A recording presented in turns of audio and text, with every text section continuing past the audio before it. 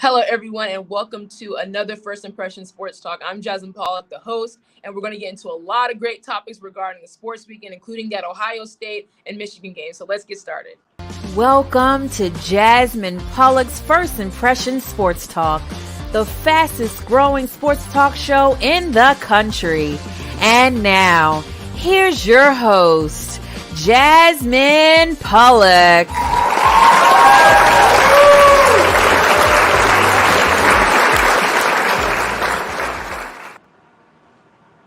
Welcome back to Jazz's First Impression Sports Talk. And to kick the day off, we're going to talk about that Ohio State and Michigan game. Now, I picked Ohio State to win, and unfortunately, they got rocked in the second half against their rivals, Michigan. This makes Michigan now a contender. Now they're going to be playing in the Big Ten Championship against Purdue. And when I tell you that game was crazy, so let's bring in Jeremiah. I'm going to read off some of the stats to you guys. Jay McCarthy, who happens to be Michigan's quarterback, I did not think he had it in him. So let's get into the stats. He was 12 of 24, 263 yards, and 3 touchdowns. And when I tell you that they had plays of 6 over 40-plus yards per play. I mean, they stuck it to Ohio State. And then not to mention their starting running back, Blake Corum, did not play. But their second running back, which was Edwards, he had 22 carries of 216 yards and 2 touchdowns. Jeremiah, what is your thoughts on this Michigan State and Ohio State game? Well, my thing on this is Michigan ran Ohio State off of their field. Just from the start, you would think it was going to be just a shootout, how both teams were just scoring back-to-back and back-to-back. But the inconsistencies and just the undisciplinedness from the Ohio State just showed.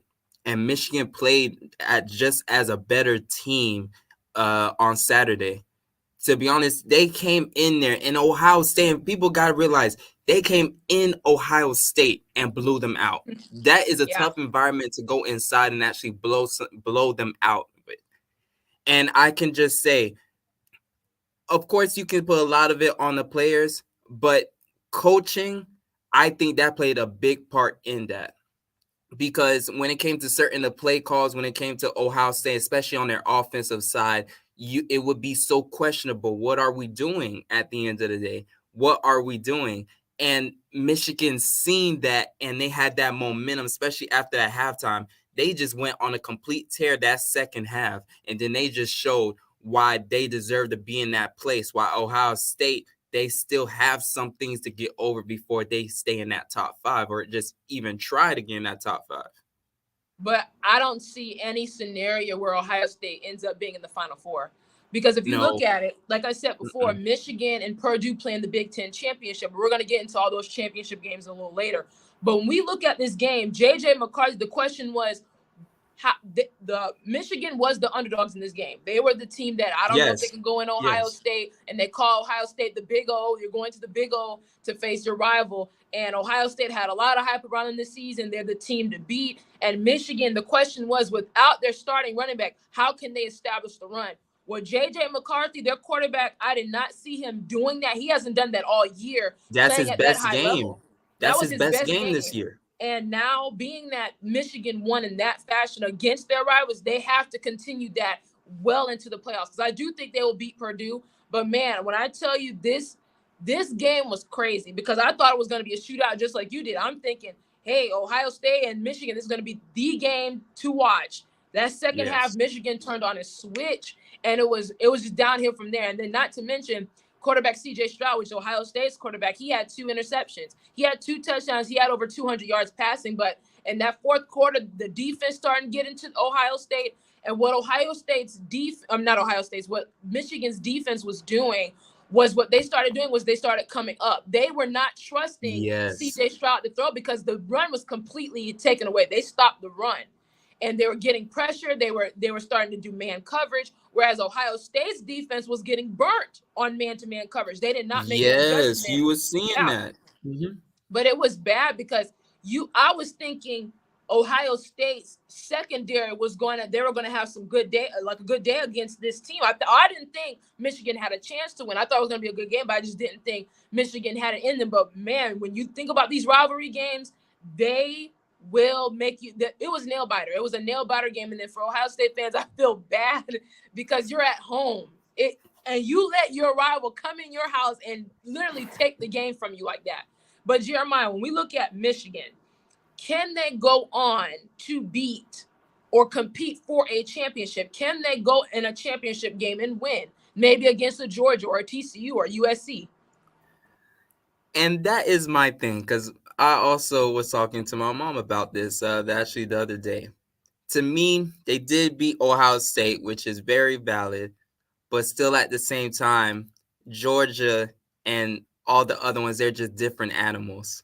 And when it comes to Michigan, I can just say they're in the same boat as Ohio State. Ohio State always had these great teams, but it's just always that falling short right at those moments that they get a chance. And I feel like when it comes to Michigan, even when it comes to last year, they beat Ohio State last year.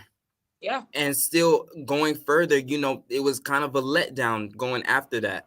And I just feel like for Michigan going forward, they have a great team, but it's just all about when they are on that stage going up against, we already seen what they did to Ohio State. Things can change this year. But what I've seen from the past, it just seems like Michigan has always came up short. But I just want to see, especially their head coach, to try to get a win or something, because, it's going to be tough top four. I'm going to say this. If their quarterback plays like that and their running game plays like that, they have a major chance, because I don't really trust Georgia's quarterback, Stetson Bennett. He has some ups and downs. They have a great role players like, of course, Brock Bowers, who is their tight end. They have the other tight end. His name is escaping me. Then, of course, they have the running game. Of course, a stout defense. But I don't trust Stetson Bennett. I'm not big on him. If JJ, if he can come out and play like that, how he played against Ohio State, and they run the ball like that, they're going to be tough. It's going to be a very, very tough sledding for anybody. Now let's go into. Well, go ahead, Jeremiah. What were you going to say? I was just saying, I just totally agree with you, because their defense is very suffocating. Yes. Just as the same, and I would love to see Michigan's defense go against Georgia's defense. Yeah, and another thing too, Ohio State's offense was the top in the country. Yes. And they were able to hold them to 23 while they scored 45. Impressive. That was a very, very impressive win for a top four team. When I look at it, I think that win against Ohio State like that in their house is more impressive than when Georgia beat Tennessee. I think it's a lot more impressive, because you go into your rival's house the way Michigan did, and there's all the talk around this Big Ten game when it had big playoff implications of going to the Big Ten championship, having that Final Four, getting in that Final Four. That was the game of the year to me, especially in that fashion. That was a huge game. But let's go on to these championship games that we're talking about. So each division / conference in college football has their own conference game, meaning you have the Big 10, Big 12, SEC, ACC, AAC.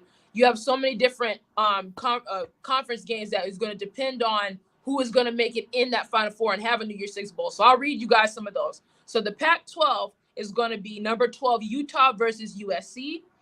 Big 12 championship, number 13, Kansas State versus number 3, TCU. SEC championship, which is going to probably be the big one, is number 1, Georgia versus number 11, LSU. ACC championship, number 10, Clemson versus number 24, UNC, which is University of North Carolina, the Tar Heels. Then the Big 10 championship, which we mentioned, is Purdue versus number 3, Michigan. Now, I think this whole Final Four is going to be different, because the Final Four as we speak today is Georgia 1, Michigan 2, TCU 3, and USC 4. Yes. And then another one, which is the American Conference, American Athletic Conference, is UCF versus Tulane. So when we look at these whole conference games, these games are going to determine who's going to get that in that Final Four. This is probably going to set in stone what's going to happen. So Jeremiah, what game are you looking forward to the most, and who do you think is going to win these Big Ten? And I'll list them down. In the Pac-12, who do you have? Utah versus USC. Ooh, right now I have to go with USC. Right now they are on a run right now. but Okay, but Utah, Utah's a Utah dangerous can too. literally they can give them a fight. Now, But not how to mention, USC been playing? I'm gonna say this though: the Gators did beat Utah the first game of the season. But That continue, is so true by 2 points. Now, continue. Utah, first of all, that game is going to be a great game. It's not going to be, I don't think it's going to be no type of blowouts. But I Oh just no, think right now USC is just running on a high right now. They are sitting at number 4, but there can always be an upset. their destiny is in their hands. Caleb Williams, which is their quarterback, he's playing at a high level, and they have Lincoln Riley as head coach. He's an offensive guru, but Oh man. Utah is scary. Utah is scary. I mean, that's going to be a good game. Yeah. I'm going to give, you know what? I got USC by 3, but expect a good game. I got USC by 3. Big 12 championship, Kansas State versus number 3 TCU.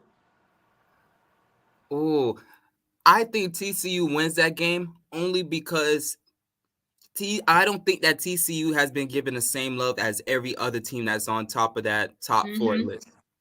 I feel like TCU can come out there and just have that inside their heart right there, and they're just like, okay, you guys want to look over us? Watch how we blow out this team right here. And of course, Kansas State, I think that they're gonna bring a fight, but They're a good team too. TCU, they have been climbing up in the sneakiest way to say, I am here at the end of the day. Me and my mom, we watched TCU on Saturday play Iowa State.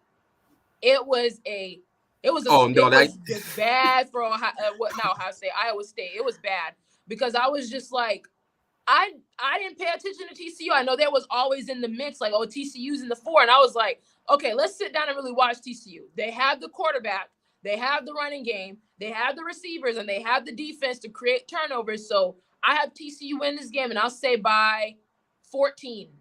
I got 14, 2 touchdowns.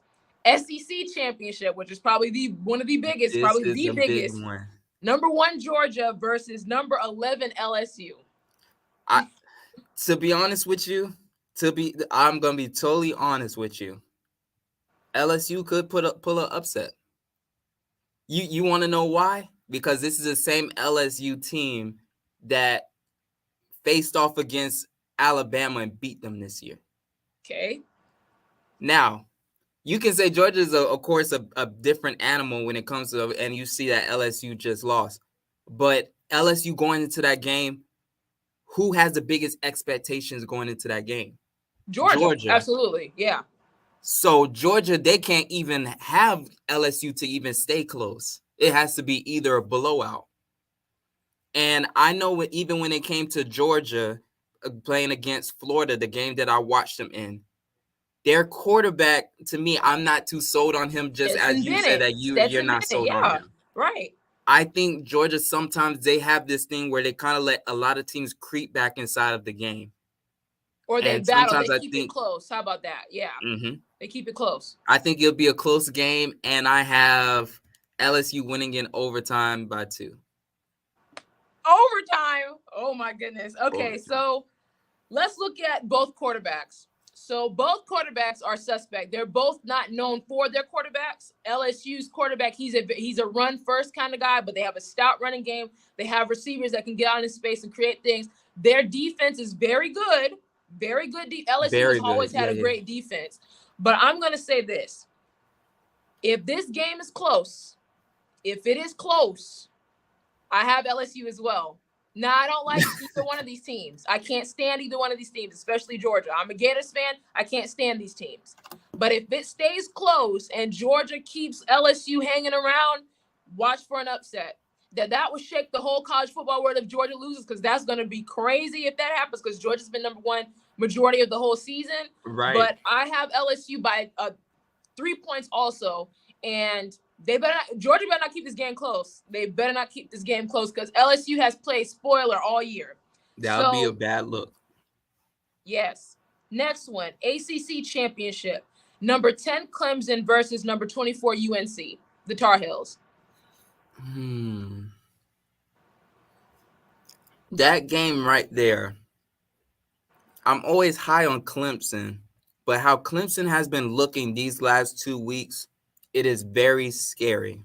Yes. Not in a good scary, in a bad scary way. Because the way that they are losing these games, you can see when it comes to these close games, they really do fold under pressure. Yeah. And I've been seeing that. If they're not blowing a team out, then if it becomes a close game, it's a whole different story. And that's why I feel like you're going against UNC. They're coming in there with seeing you lost 2 straight, and they're thinking, I can beat them. We can beat them. And Yep. for Clemson to get that motivation back to try to win another game, where is it going to be coming from? Exactly. Because they picked the wrong time to have their low time, especially during the championship games. Mm-hmm. I'll say this. I'm picking UNC in this game. Now, I know my sister, she's a Clemson fan.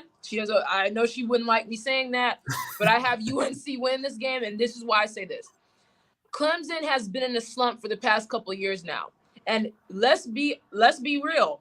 This is the first time since the college football has been created, there will not be an ACC team in the Final Four. Did you notice that? There's no ACC team in the Final Four this year.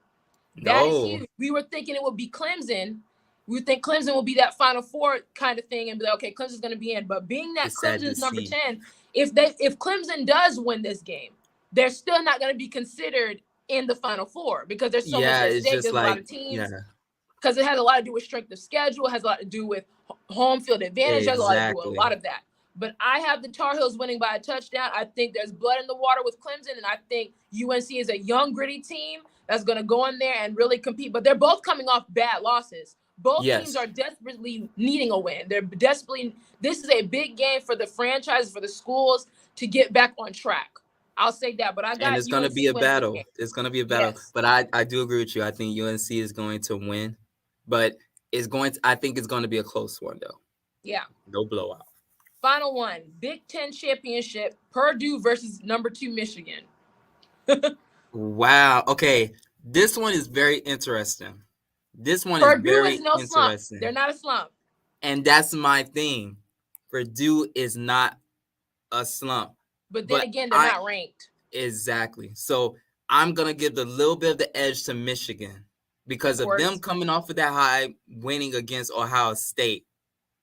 They got adrenaline right now. Mm-hmm. And I do Harbaugh like he is ready. He is ready. But they also got to know, just like you said, this team is no chump team.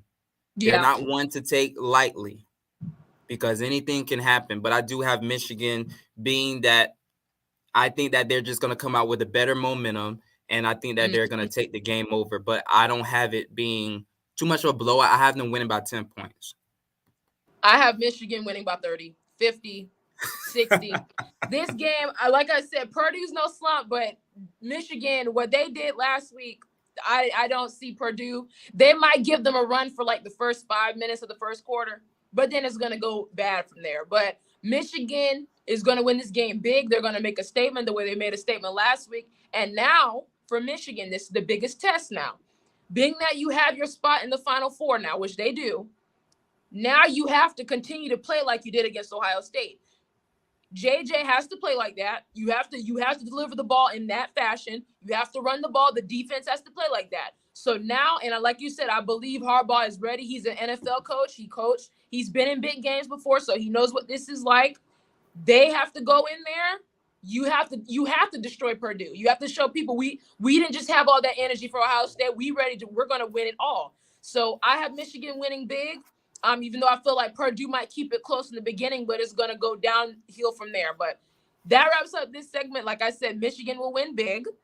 And we're going to go into what's going on in women's college basketball and why women's sports is still being slapped in the face. So we'll be right back for a short break.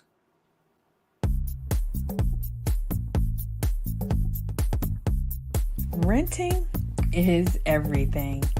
It's style at your doorstep. Off the runway and into your closet. It's every trend you've been dying to try and every designer you've yet to discover. It's wearing it your way every time and making it count everywhere you go. It's never worrying about what to wear because something new is always coming your way. That's why renting is everything. New styles, top designers, all for a flat monthly fee. Start your subscription at renttherunway.com.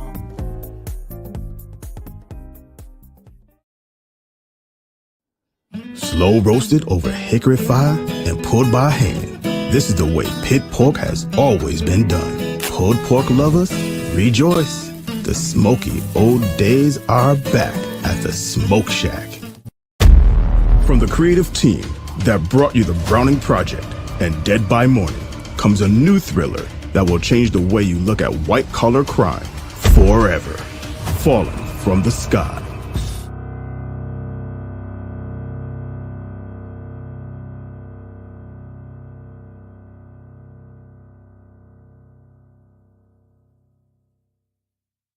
You're watching Jasmine Pollock's First Impressions Sports Talk. Be sure to join Jasmine every week for great conversation on the NBA, NFL, and a wide variety of sports topics. To see past episodes of First Impressions Sports Talk, go to YouTube and search First Impressions Sports Talk. You can connect with Jasmine on LinkedIn by searching Jasmine Pollock. And now, back to more First Impressions Sports Talk. Welcome back to Jazz's First Impression Sports Talk. And the voices you just heard were from Kelly Johnson and Dion Hunter. If you would like voiceover work done for your project, you can go to leonthomasgroup.com and get in contact with Leon to get voiceover work done. If you'd like to be a guest on my show and see past episodes of my show, you can go to my website at jasmineonsports.com. So let's get into the next topic, which had me a little irritated when I saw it this morning, is what's going on with women's sports? Why is women's sports still being considered less than or not respected as much? So I'll give you an example. So there was a Las Vegas women's basketball tournament. It had Indiana there. It had Michigan there. It had a lot of the women's basketball there, and they had a huge tournament. And these are formidable teams. These are very good teams that are competing in women's basketball. And the hotel they were at created a ballroom basketball court for them with no stands, so their families, their friends could not show up. And I want to read what the Indiana head coach had to say, which her name is Terry Morin. She says, "We have an obligation to grow our game, and we completely miss on this opportunity because you have a lot of really good teams that are here representing their conferences. It would have been a great opportunity. This was a major miss, in my opinion, in terms of helping grow the game of women's basketball." So let's bring in Jeremiah. This is a clip of also what it was getting criticized and a lot of different things like that.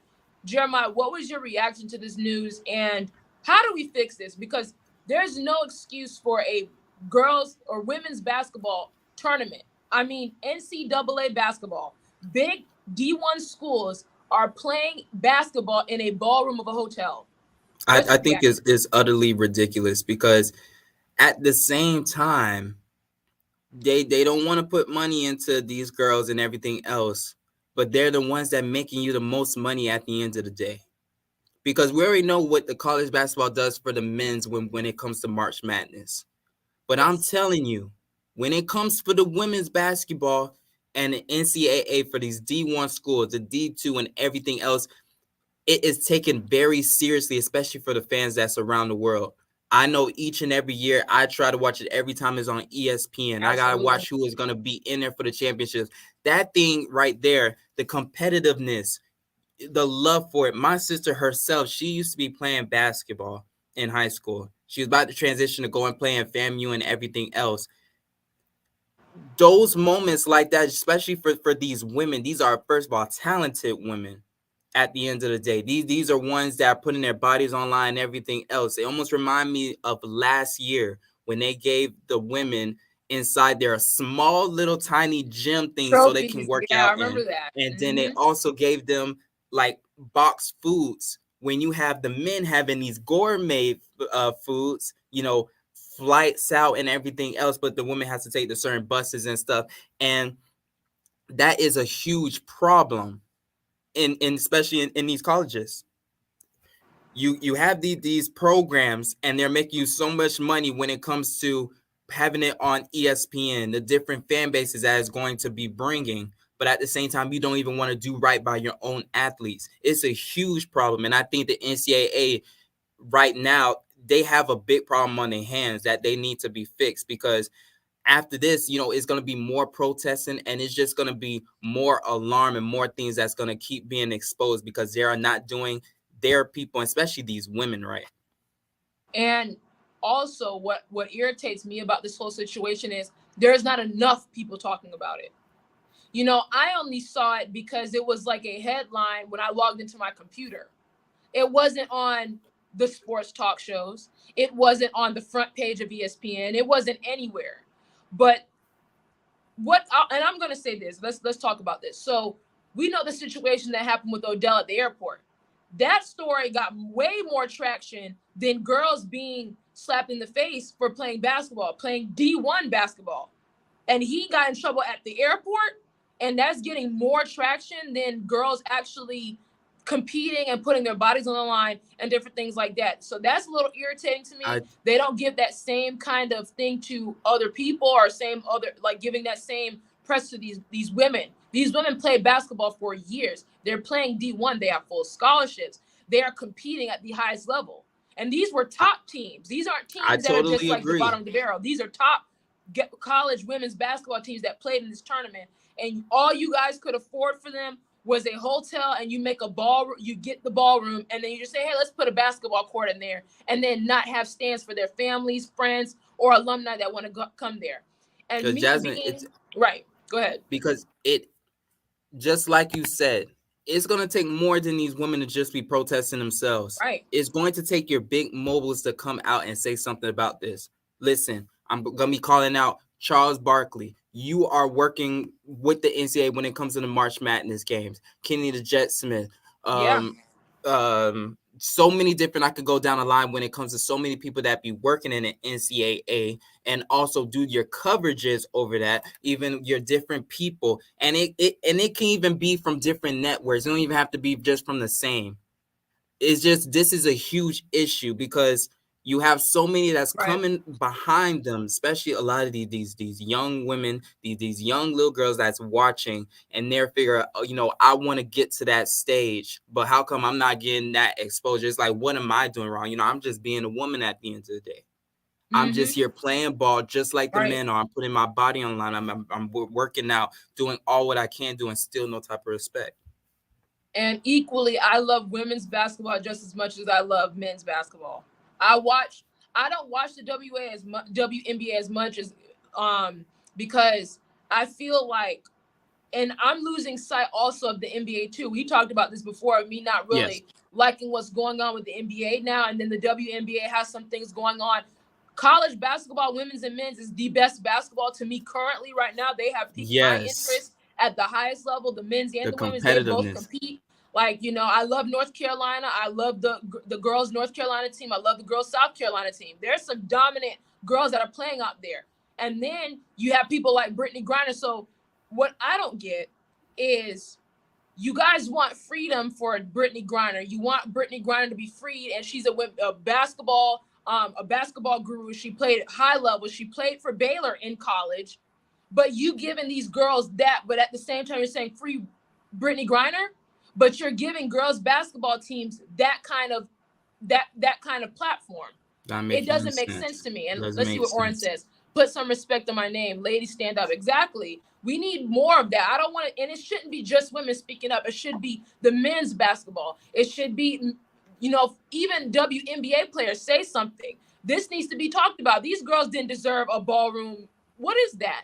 That's not a good platform to have a game like that on. There needs to be an arena. It needs to be, if they were having a men's tournament, you think a men's tournament is going to be in a ballroom of a hotel? You think that's happening? Nope. Absolutely not.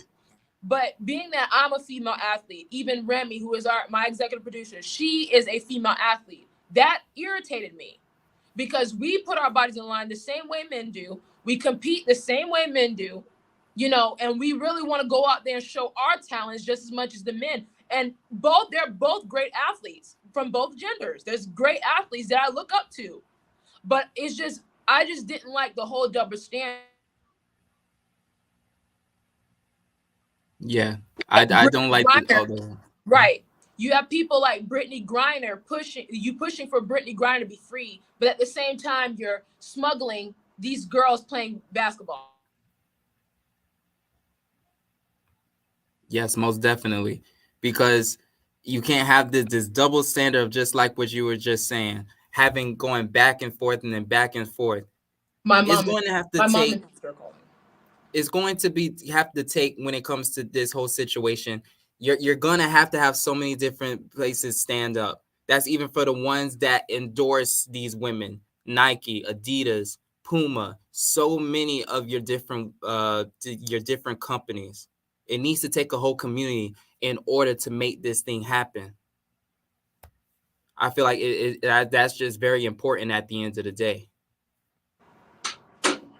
And I very much agree. And it's very annoying because these girls really compete. And it's just sad because I don't like that, especially as a former athlete myself. I played basketball. I played softball. We just want the same respect. And even that goes into the women's soccer team. The women's soccer team makes way less than the men's USA team. But the women's soccer team, they have won championships the past couple of years. They've been more successful, but they don't get paid nearly as much as the men's USA soccer team. But that needs to change. If these women are winning and they're competing at the highest level and they're being successful, they should get paid for that. I just think that. And that's no disrespect to men. That's not taking anything away from men or women. It's just equality. There needs to be some sort of respect. Where is the respect? Where is the honoring? Where is that? So it's very annoying. But let's go into a different segment, which is Russell Wilson. And Russell Wilson, there's a lot of things going on in Denver. There's a lot of things going on with how the team is performing, about how the team is looking. We saw the defensive nose tackle, and I want to run that clip while we're talking, of the defensive lineman yelling at Russell Wilson on the sideline. So if we can run that, and let's see what was going on with that. And Jeremiah, I want to know your reaction to what's going on with the Broncos.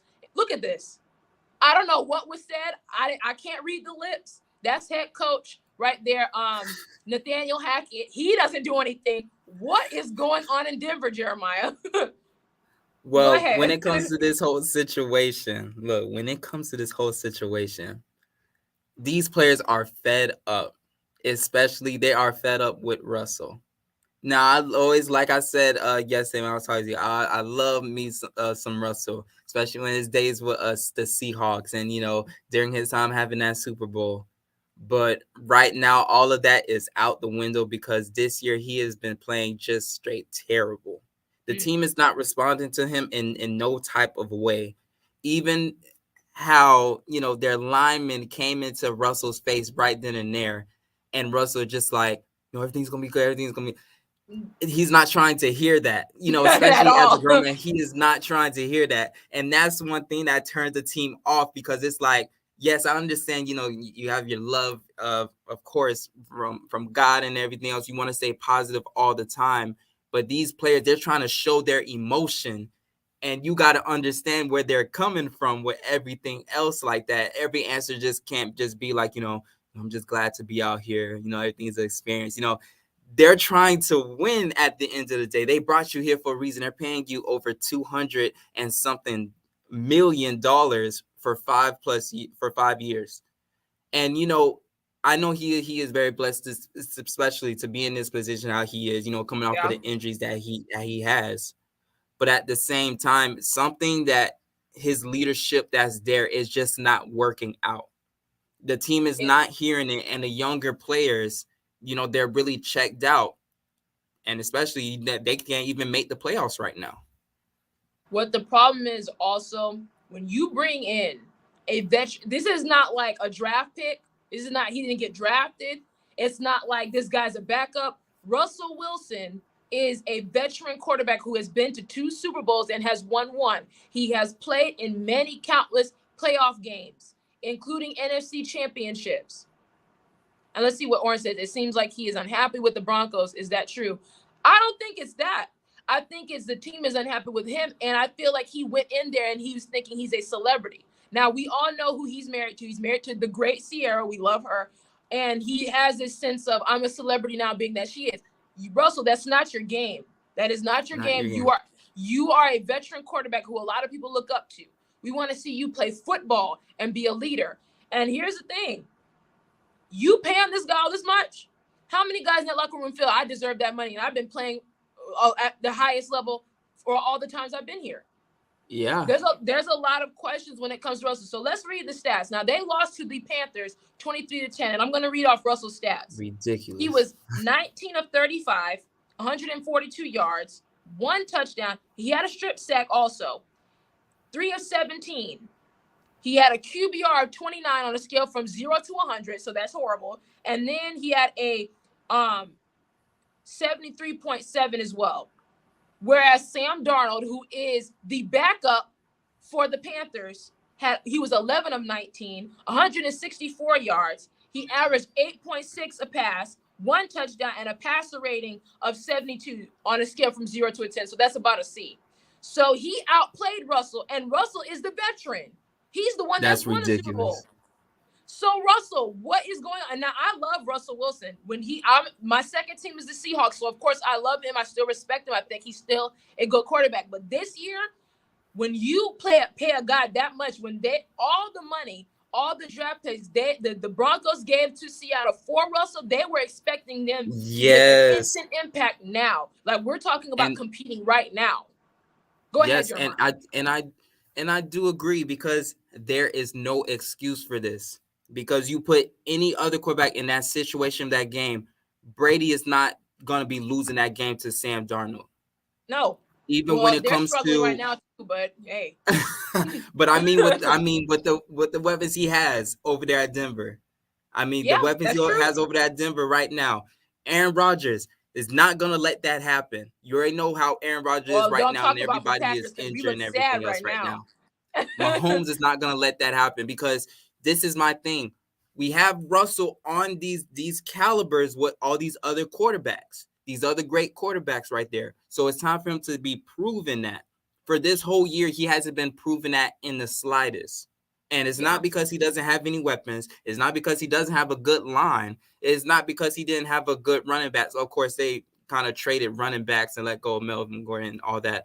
But still, at the same time, he has a whole system around him, new coaching staff, great offensive minds around him, and is just falling short. And a lot of it is because of his decision making. And I saw Oren's comment. It's time to pass the baton. I think he's saying, sounds like it's time to pass the baton. It may be time for a new quarterback. The only problem that the Broncos have now is going to be very hard for them to move him, because they just gave him that big contract. So they were thinking, like, man, this is our quarterback for 5 straight years. They gave him over $200 million. Like, and they traded away the pick. They traded away their other picks to the Seahawks, so the Seahawks can get. The Broncos are in a bad situation. So the only way is for Russell to play better or get benched. It's either way, because I feel like there's no excuse for Russell, because he is a veteran quarterback. This man has won a Super Bowl, and this Super Bowl was won not too long ago, and he's been to 2. So, I mean, he's been to countless NFC championship games. So it's not like he just came up and, I don't know how to play football. This man knows football. But it's just what is going on where he's missing his reads, where he's not making the correct decisions. He's passing, he's overthrowing his receivers, he's underthrowing his receivers. And it's a lot of money, $200 million on the first year you trade for him. So they were expecting instant impact this year about him. Yeah, I don't know what's going on, but I'm telling you, Bronco Nation is not happy. This is a franchise that wins Super Bowls. This is a big franchise that has a lot of Hall of Famers, that has a lot of Super Bowls under their belt. They are not happy with Russell. They were expecting, and I even expected, I actually picked the Broncos as a dark horse in the AFC. And I was thinking, man, if they just get a quarterback, they're going to be a dominant team, because they have a top 15, top 10 defense. They have a good young receiving guard, and they have a good running game and a good O-line. I was like, they just need that quarterback that can deliver the ball and just keep the ball out of harm's way.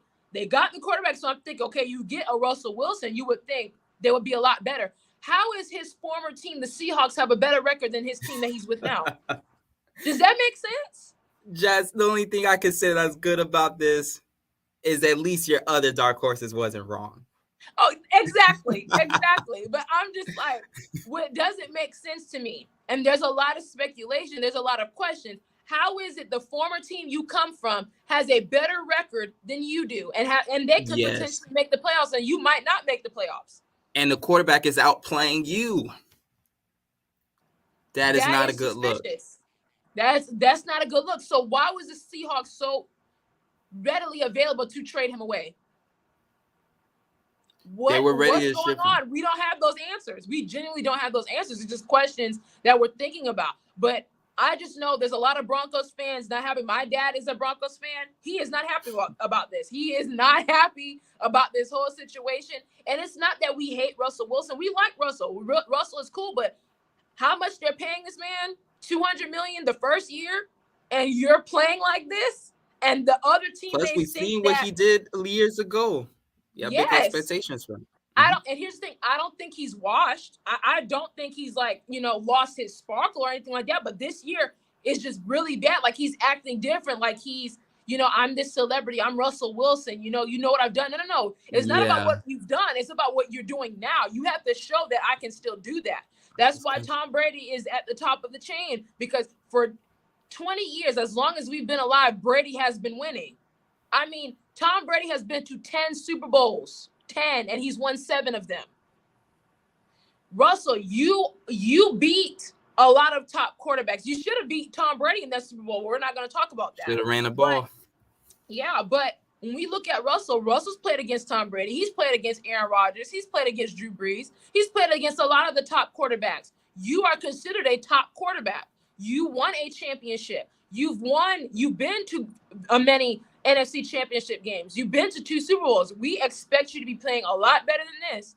But that wraps up First Impression Sports Talk, Jeremiah. That was great.